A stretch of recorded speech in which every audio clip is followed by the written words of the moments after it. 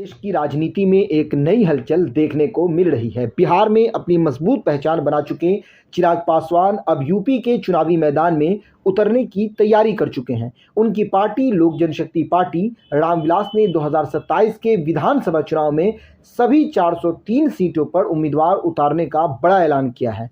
Party ने साफ किया है कि केंद्र में उनका गठबंधन भारतीय जनता पार्टी के साथ बना रहेगा, लेकिन उत्तर प्रदेश में वे स्वतंत्र रूप से चुनाव लड़ेंगे। इस फैसले को दलित और युवा वोट बैंक में अपनी पकड़ मजबूत करने की रणनीति के तौर पर देखा जा रहा है। पूर्वी यूपी के प्रदेश अध्यक्ष राजीव पासवान ने कहा है कि पार्टी यूपी फर्स्ट, यूपी वाले फर्स्ट के मिशन के साथ मैदान में उतरेगी। उनका दावा है कि पार्टी राज्य में एक मजबूत तीसरा विकल्प बनाने की दिशा में काम कर रही है।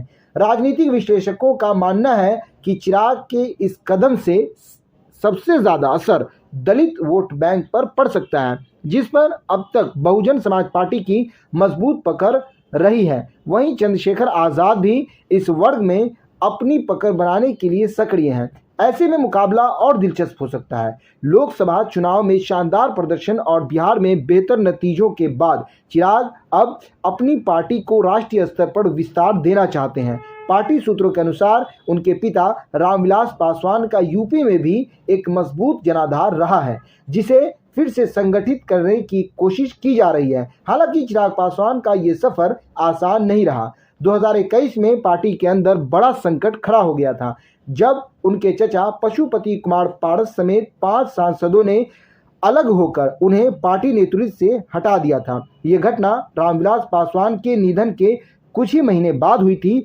जिससे चिराग राजनीतिक रूप से लगभग अकेले पड़ गए थे। लेकिन इसके बावजूद चिराग पासवान ने खुद को फिर से खड़ा किया और अब यूपी जैसे बड़े राज्य में चुनाव लड़ने का ऐलान कर दिया है। आने वाले समय में ये देखना दिलचस्प होगा कि उनका ये दांव उत्तर प्रदेश की राजनीति में कितना असर डालता है।